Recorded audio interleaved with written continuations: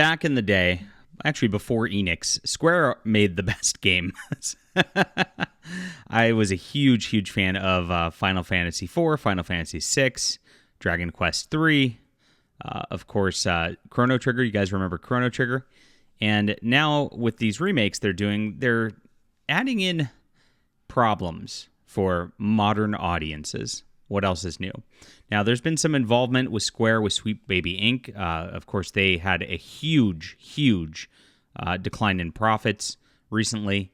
And this is due to a bloated company that is doing the same thing with the woke politics that every other video game company is doing. It's very sad to watch, and I'm very sad to hear about this with Dragon Quest III's remake.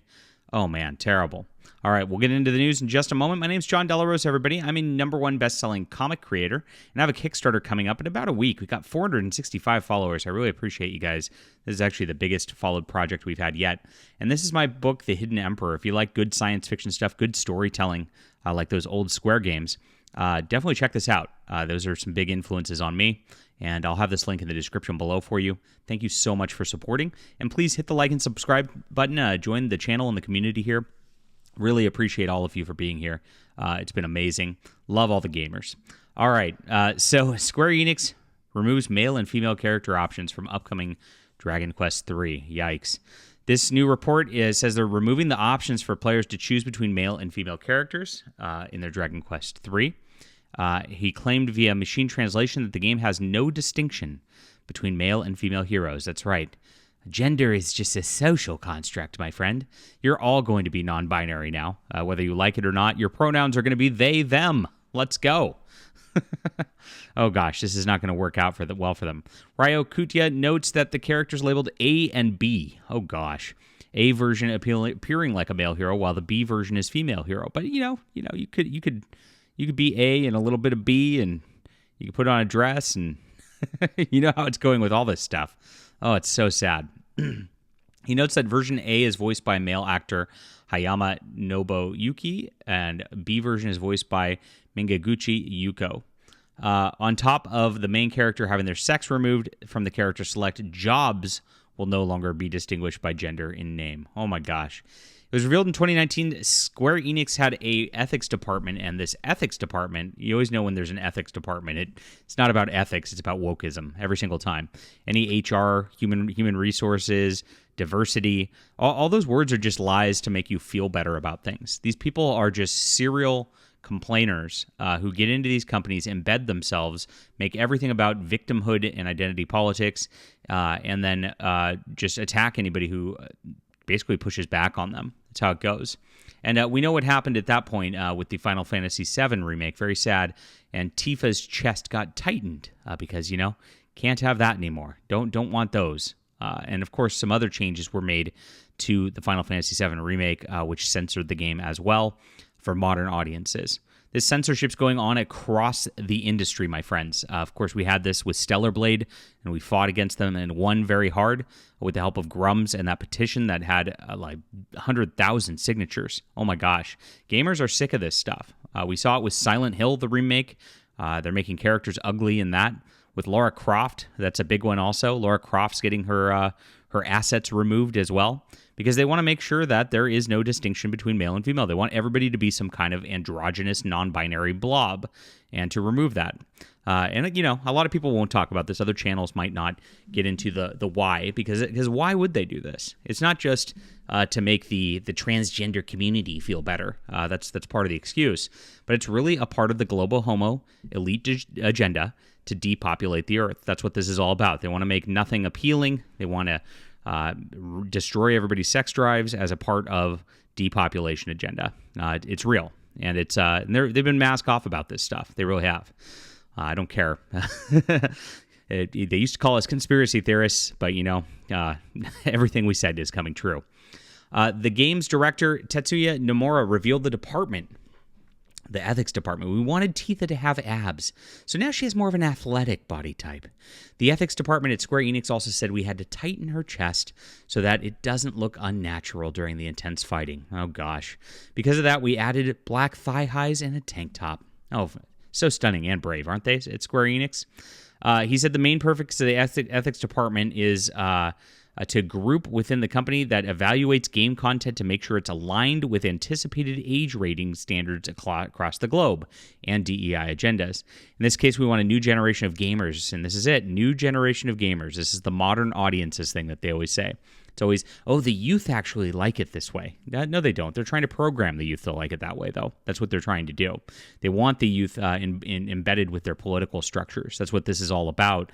And the youth reject this, from what I've seen. They really hate all this stuff. It really pisses them off more than almost anybody else because they can't have nice things like our generation had nice things with our games.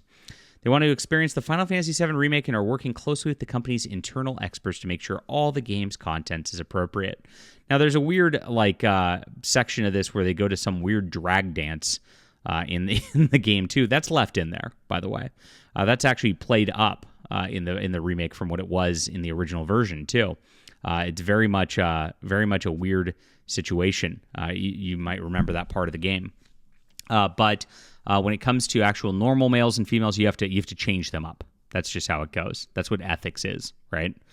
And so there's more details on the ethics department. After working as a game designer in development of the online games, I'm now a member of the quality control department's ethics team, where I check all the games developed by our companies for expressions of an ethical perspective.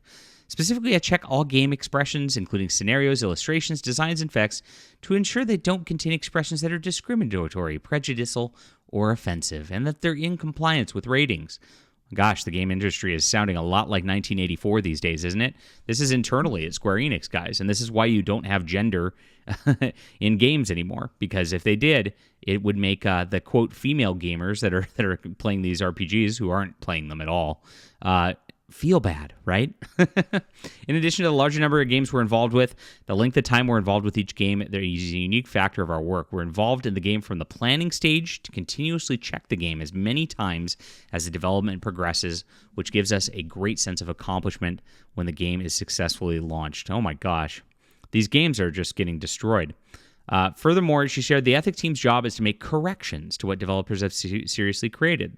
Therefore, you are expected to take a responsibility for your decisions. The difficulty in checking expressions in entertainment is that not enough to serve the only make mal or batu decision. For example, if a certain expression is not acceptable, you need to be able to come up with an alternative expression that would be acceptable. And you know what the alternatives are every time. It's the woke LGBTQ agenda. That they throw into everything these days. Very, very sad to watch. So this is what's happening. They're trying to screw up gender for these RPGs now, these remakes of RPGs. They can't even have, let's be honest. Square Enix can't make a new game to save their lives. And the only thing they're coasting off of at this point are Final Fantasy and Dragon Quest, because otherwise they're dead in the water. They really are. And so they're doing these remakes. They're doing an HD 2D remake, which actually I'm glad about. I'll say I'm glad that they're keeping it 2D rather than going with a full 3D cutscene kind of thing like Final Fantasy VII's getting done. I think that's actually a pretty solid way to do things. These games were fine as they were. You still play them. They're a lot of fun to this day. I still go back and play Final Fantasy IV, Final Fantasy VI very, very often. And so this is good stuff. At least on that level. But the fact that they're making these changes and actually changing the fact really just means, hey, you should probably just play the old versions of these games and not get these new versions anymore. Same things go with any of the Tomb Raider stuff, the Silent Hill stuff that's going to be coming down the pipeline. They've announced, of course, over at Ubisoft that Assassin's Creed, all the other old games, are going to be getting remake versions too that they're going to be pushing out to modern audiences, and those are not going to play well whatsoever. We've seen with Assassin's Creed how lately they pushed the black gay samurai Japan model, trying to get people to, I don't know what they're doing with that. Doesn't even make sense. One that's not getting a lot of attention is Assassin's Creed with a Holy Roman Empire game they're developing, which is actually just about witch hunting. So it's going to be an anti-Christian game set in the Holy Roman Empire. I mean, they're making these bold choices all the way around, and it's no wonder they want to erase the old games, because they want to erase all the memory of what was and what was good, because they think if you don't remember what was good and you don't remember the way it was, and you only have these reimagined versions of things without gender, pushing the agendas, then you might just be brainwashed too. But I don't think we're going to put up with it. Are you going to buy this remake of the game? Leave a comment and let me know. Hit the like and subscribe button. And of course, please go check out The Hidden Emperor over on Kickstarter. I really appreciate you guys for being there and supporting our art, unfiltered art. And we'll be back soon.